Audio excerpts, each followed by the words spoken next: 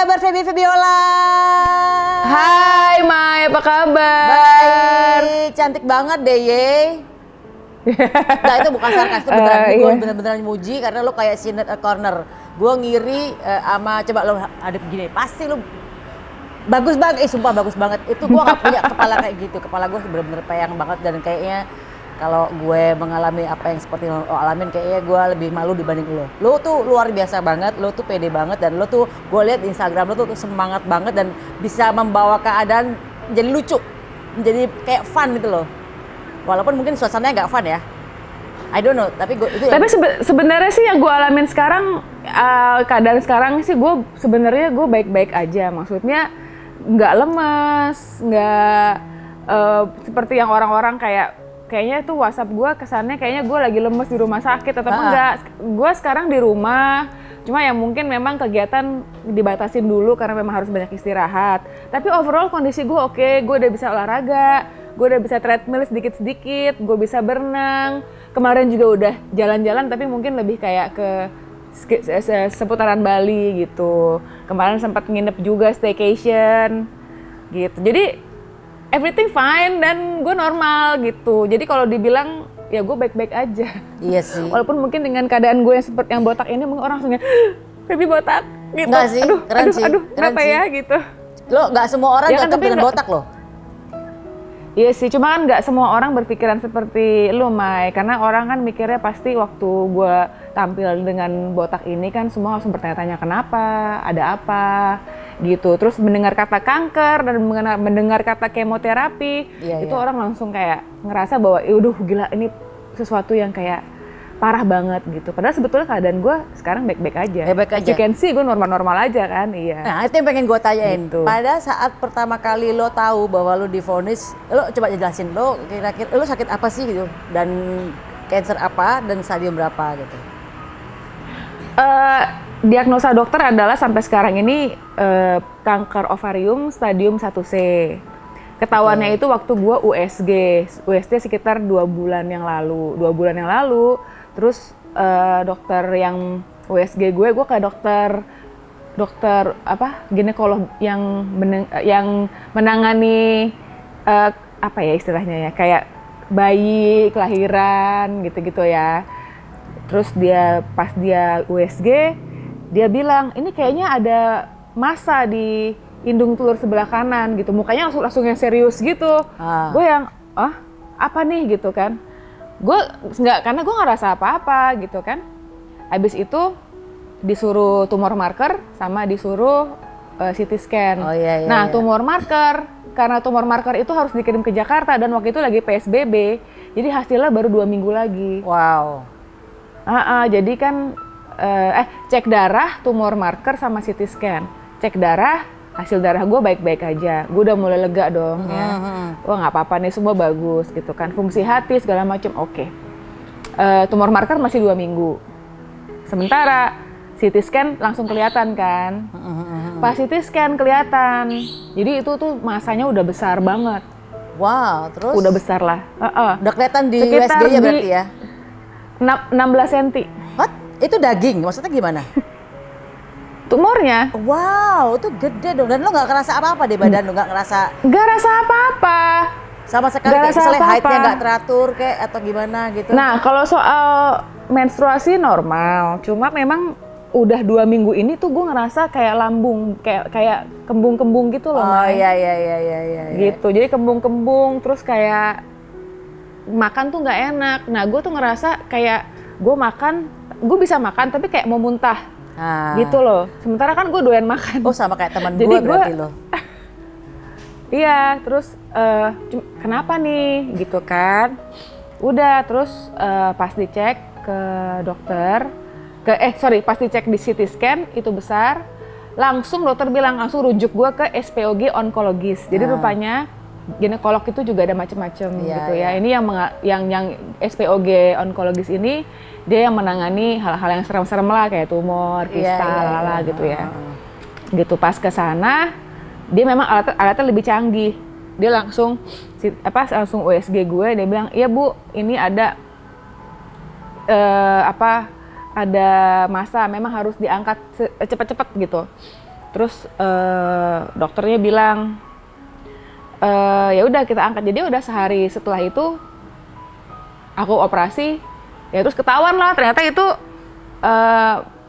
ganas. Wow. Ternyata itu ganas kan. Jadi pas udah, karena kalau ovarium kan beda sama cervix. Ovarium kan di dalam, jadi emang harus dioperasi dulu. Kalau ini ovarium Gitu. kan? Ovarium. Rahimnya kan ya? Rahim ya, Betul. indung telur. Oh, hidung telur. Oke, pada saat lo tahu divonis seperti itu, lo pasti shock dong. Aduh. Kalau gue sih bukan pasti shock langsung lagi. stres lagi. Aduh, mati gua, pasti gitu kan? Jadi gini, karena gue itu saat-saat paling nervousnya itu adalah pertama kali gue dibilang ada massa pas lagi CT scan itu. Nah, jadi waktu operasi, keluar dari ruang operasi, gue langsung nanya tuh ke suami kan, apa hasilnya? Karena kan memang harus dioperasi dulu, jadi pas lagi, jadi namanya frozen section. Oke. Jadi dibuka, abis itu sampel gue diambil, dikirim ke lab, abis itu dilihat, oh dia ganas apa enggak gitu kan. Nah terus suamiku bilang, iya itu kanker ganas gitu. Gue nggak tahu kenapa gitu, pas gue denger itu kanker ganas, gue malah santai aja. Lo benar-benar pasrah ya? Karena nggak tahu, entah pasrah, entah pengaruh obat bius ya, gue nggak ngerti juga. Lo keren. Gue nggak ngerti. Tapi kan waktu itu perasaan gue cuma, oh ya udah gitu kan. Sebenarnya jadi gini, waktu itu suamiku bilang, tapi menurut penglihatan mata dokternya belum nyebar, gitu. Pas dibilang belum nyebar itu gue agak-agak lega lah ya, karena gue pikir kan pasti kalau kanker, oke kanker, udah diangkat kan aman, tapi sekarang nyebar apa enggak itu kan pertanyaannya.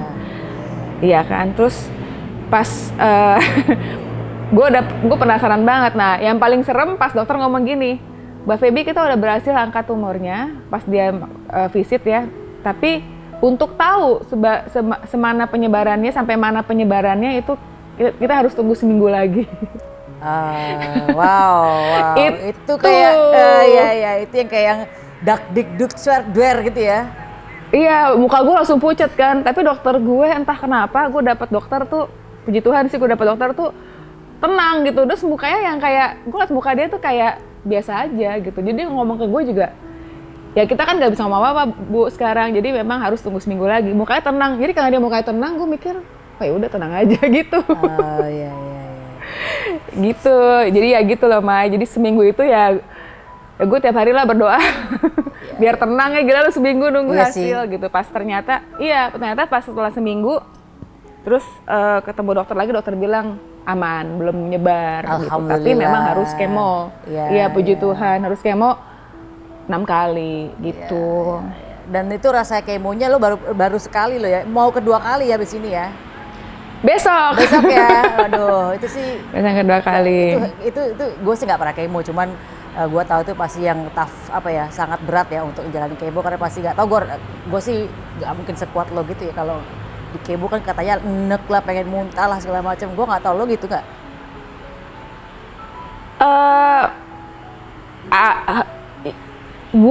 Gue malah nafsu makannya banyak banget. Wow, gue juga bingung.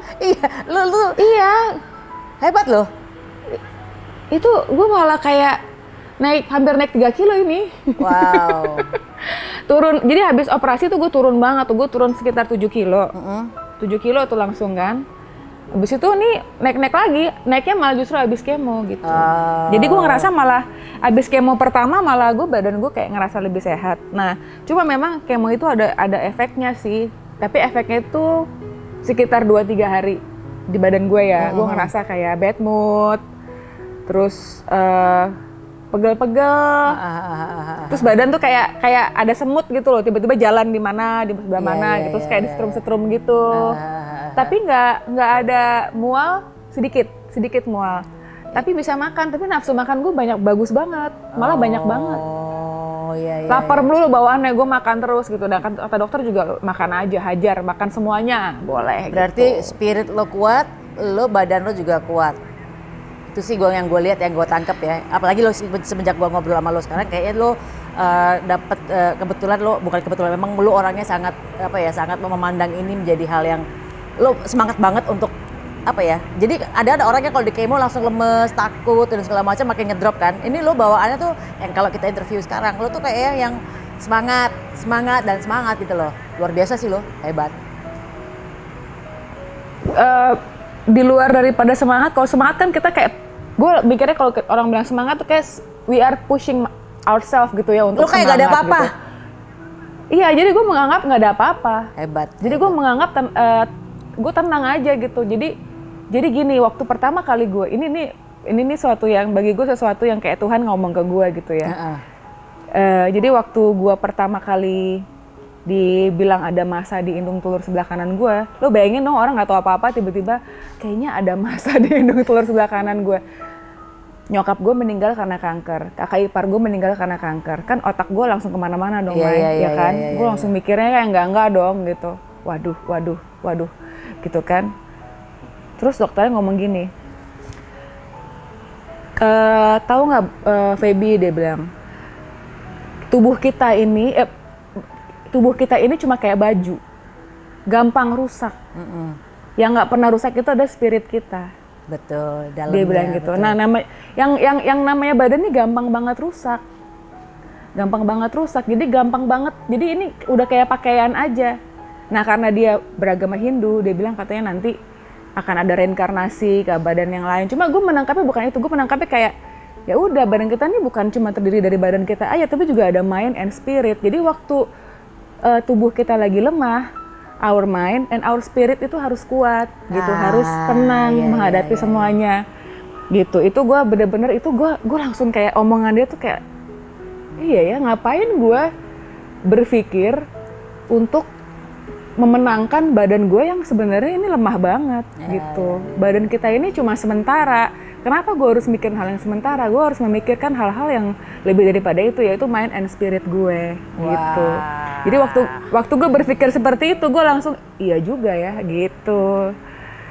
Itu langsung gue langsung kayak semangat. Dan memang yang namanya kalau kita tenang, itu semua sel-sel di tubuh kita itu akan bagus, dan obat kemo yang dimasukkan ke tubuh kita itu akan bekerja dengan baik.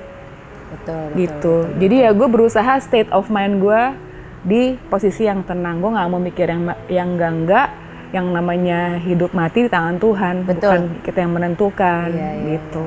Gue selalu jadi inget sama ceritanya Tante Titi Puspa kan, dia juga pernah kena cancer juga yang kalau nggak salah rahim. Iya, gue juga nonton. Dia malah stadium 3 kalau nggak salah kan, dan dia hanya obatnya tuh menyumpah diri bahwa meditasi. Dia itu sembuh ya, meditasi. Dia sembuh. Pada akhirnya dia nggak perlu, akhirnya dia udah nggak kemo, nggak apa karena dia udah nggak kuat. Habis itu dengan dia 5 hari 13 jam sehari dia melakukan meditasi itu, dia sembuh dengan sendirinya karena dia kayak memberikan energi positif kepada dirinya kan gitu. Betul itu benar. Obat yang paling sebenarnya kalau betul obat, tapi gue juga nggak mau kayak gini. Ada juga orang-orang yang banyak nge-DM gue, dia bilang katanya Mbak Feby coba obat alternatif, coba meditasi apa segala macam. Bagi gue yang pertama kali harus kita dengarkan adalah saran dari dokter yang punya kompetensi medis gitu. Bagi gue kalau memang biasanya orang yang mencari pengobatan alternatif tuh kalau dia nggak bereaksi sama obat kemo, karena obat kemo itu juga ada yang selnya nggak bereaksi, jadi nggak ada perubahan gitu. Nah kalau begitu mungkin ya udah nggak ada pilihan lain kan, kemo udah nggak berhasil, mungkin cari yang lain gitu. Seperti Tante Titi kan, dia cerita dia kemo tapi stadiumnya malah naik. Kalau nggak salah gue denger di mana ya, gue baca gue lihat di wawancara dia sama Dedi kalau nggak salah ya. Kalau nggak salah, oke, somewhere lah on internet gitu kan. Dia bilang katanya dia di kemo tapi nggak bereaksi obat kemonya, stadiumnya malah naik, malah dia kesakitan gitu. Habis itu baru dia cari-cari meditasi. Memang yang namanya semua pengobatan itu semua baik. Cuma kalau gue lebih berpikir adalah pertama kali kalau kita ada keluhan atau kita betul-betul punya penyakit berat, harus ke dokter. Harus ke spesialis, carilah dokter yang senyaman mungkin, yang kita merasa nyaman, nyambung gitu loh. Gitu, berdoa dikasih sama Tuhan, dikasih dokter yang betul-betul bisa nyambung, bukan cuma sekedar mengobati penyakit tapi juga mengobati hati kita. Ya spirit gitu. Jiwanya, menenangkan jiwa supaya nggak gelisah gitu kan ya. Iya betul. Iya, jadi gue nggak menyarankan cari alternatif pengobatan sendiri gitu ya, apalagi Google gitu gue nggak menyarankan. Berdasarkan pengalaman gue jangan gitu, mendingan nurut deh sama dokter, karena apa yang diomongin dokter sampai sekarang ini membuat gue emang tambah baik gitu. Oh, good, bagus lah kalau gitu. Iya. Gue beruntung banget sih, maksud gue punya pasangan yang mengerti keadaan gue, bahkan gue kan takut ya, namanya juga cewek ya, digundulin gitu.